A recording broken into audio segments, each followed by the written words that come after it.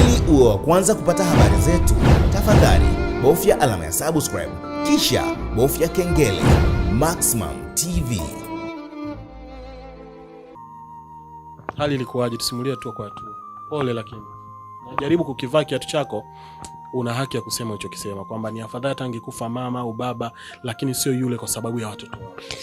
Kwa sababu ya watoto na kwa sababu maisha yangu pia mimi kama mama, mimi bado mdogo sana.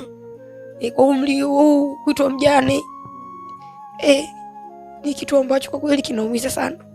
Sikia tu kwa mtu anakuambia kufiwa mme sio kitu kidogo.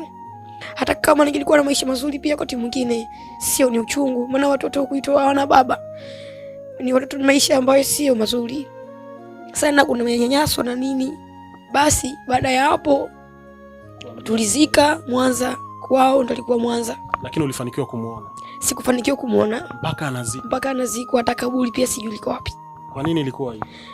Ilikuwa hivi, sisi ni wake wenza, tulikuwa wanawake wawili. Yule mke mwenzangu hakuwa akinipenda kabla, mumewe yupo. Na chanzo ilikuwa ni yeye mwenyewe, hakupenda kutufanya nini, kutuweka sawa. Chanzo yeye mwenyewe nani? Yeye mwenyewe hakupenda kutuweka sawa. Mume wako? Mume wetu mwenyewe. Na wewe ndio ulikuwa wa kwanza kuolewa ama wa pili? Mimi nilikuwa wa pili. Kutingana na maisha hayo na mfumo huo, yeye hakunipenda wala hakunitaka pia. Kama ukizingatia ukifikianga chukulia maisha ukianza mambo maisha mengi tunavyoishi na nini, obviously wakianza ni chuki tu. Basi baada ya msiba ulienda Mwanza, msiba kufanyika Mwanza, zubi kufanyika Mwanza, hakuleta kikao kikukaa kule Mwanza, kikao hakukaa, ni ugomvi.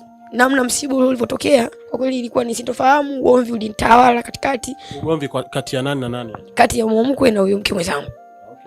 Baada ya kuzika kule tukao tumesambaratika wote. Na walikuwa wanagombana kwa sababu gani? Yaani ilitokea tu basi ni kwamba huyu anataka azike huku, huyu anataka azike huku. Mama mkwe anataka mtoto wake tumpeleke kule kwa mzike yeye. Huyu mke mwenzangu pia anataka amzike yeye. Na wao walikuwa wanataka azike wapi? Mimi sikusema chochote, maana hata siku muda wa kuongea sikuwa nao. Hamu ya kusema chochote kwa kweli mimi sikuwa nayo. Na wakati huo mume wako, marehemu mume wako, wakati anakuoa, si ndio, alikwambia kwamba kuna mwanamke mwenzako? Hakuniambia. Wewe umekuja kujua baada ya kuwa naye kwenye kuzaa watoto watatu ndio unakuja kugundua hicho. Lakini ulikuwa uone kwamba kuna siku baadhi ya yupo nyumbani? Kuna siku baadhi hapana. Yaani tumeweza maisha ya mimi na yeye, siku rahisi kugundua kama mwanamke. Kwa sababu ya kwanza alikuwa anasafiri kabla ya kupata hiyo gari ya tipa, alikuwa na zile fuso. Tumesafiri sana, akipata safari twende Malia, tunaenda wote, tunarudi wote. Akipata safari twende, tutaenda wote, tutarudi wote. Akiwa yuko vile free, atakwambia siendi mbali, baki umwangalie mtoto.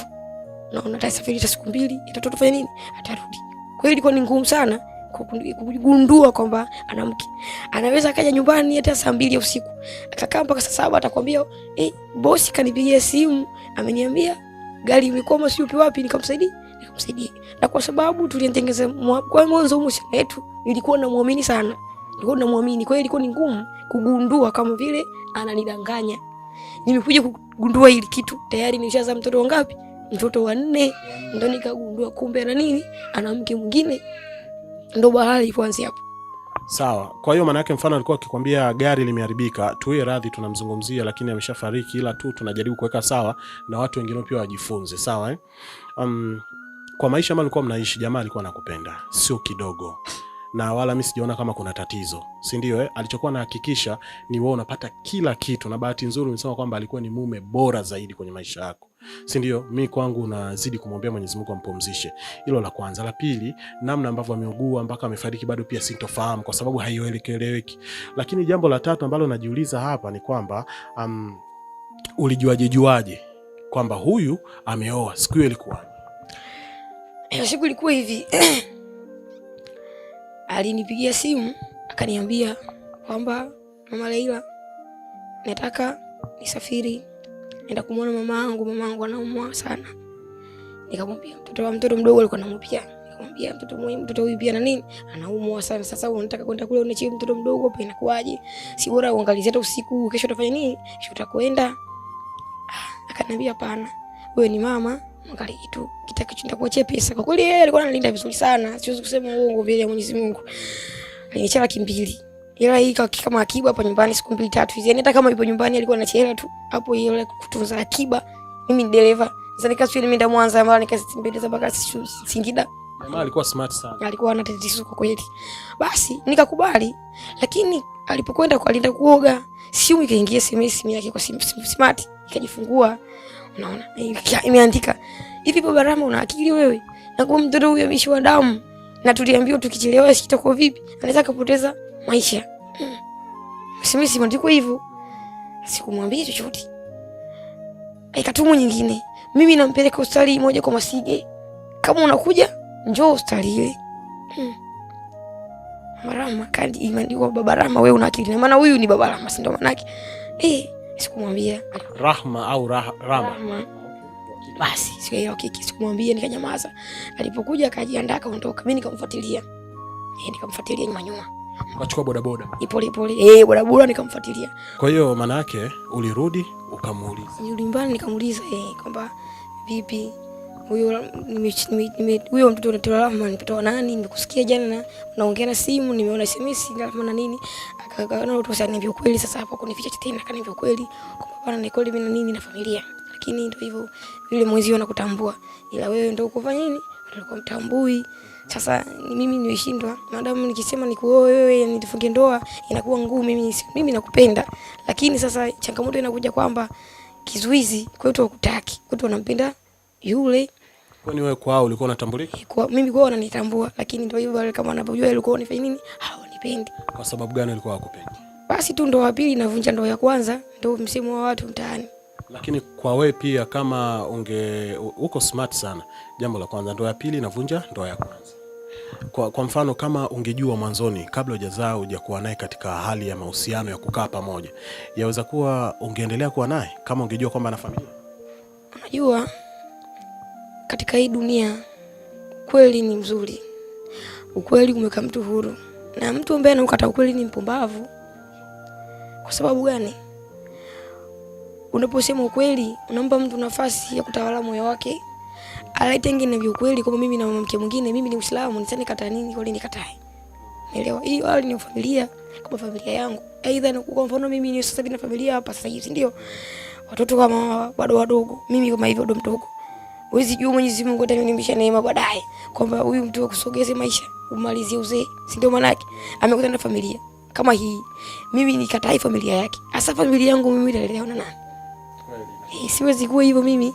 So maana yake bora ningekwambia na wale singekuwa shida ungekuwa. Singekuwa shida kwa upande wangu mimi kwa sababu mimi sikumbwa hivyo mimi. Alishakupeleka nyumbani kwao? Kwaona pafahamu. Alikupeleka mwenyewe? Kunipeleka mwenyewe. Wewe umepafahamu tu kwa kupita? Kupita tu ni maisha, unajua maisha haya yana changamoto nyingi sana. Ilikuwaje siku hiyo ukapajua kwao? Nilipojua baba yake alifariki. Na ulivyoenda pale watu hawakuwa wakijua kama wewe labda umezaa naye? Hapa yani baada ya msiba kusambaratika aliwaambia tu yule ni mzazi mwenzangu.